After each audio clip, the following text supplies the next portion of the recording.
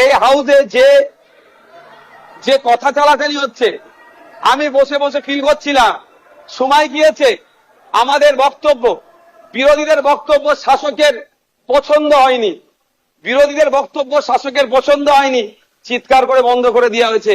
এই হাউসেও কিন্তু 21 থেকে 26 আমরা দেখেছি। আমরা আশা করব ওই দিনটা আসবে না। আমরা বিরোধী যারা আছি গঠনমূলক প্রস্তাব রাখবো, শাসক দল যারা আছেন তারা গ্রহণ করবেন।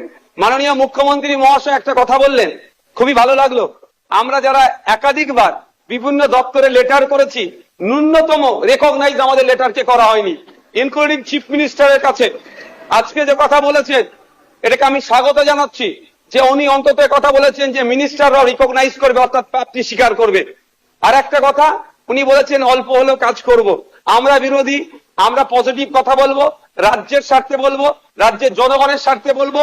অহেতুক বিরোধিতা করার জন্য বিরোধিতা আমরা করব না।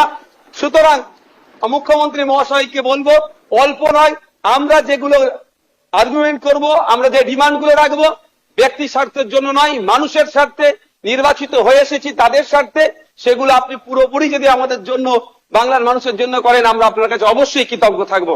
আবারও মুখ্যমন্ত্রী মহাশয়কে ধন্যবাদ জানাবো। দীর্ঘদিনের স্বপ্ন এটা আমাদের সকলেরই, যে আমাদেরকে নির্বাচিত করে এই হাউসের মধ্যে পাঠাচ্ছে। মাসের শেষে আমরা 1,21,000 টাকা নিয়ে বাড়ি যাচ্ছি। আমরা সেই জনগণের জন্য কি রোল প্লে করছি, কি বক্তব্য দিচ্ছি হাউসের মধ্যে? না, হাউসের মধ্যে এসে শুধু সময় কাটিয়ে চলে যাচ্ছি। যে আপনি লাইভ স্ট্রিমিং এর যে কথা বলেছেন, এটাও আমি আপনাকে কৃতজ্ঞতা জানাচ্ছি, স্বাগত জানাচ্ছি। এটা হওয়াটা খুবই দরকার ছিল।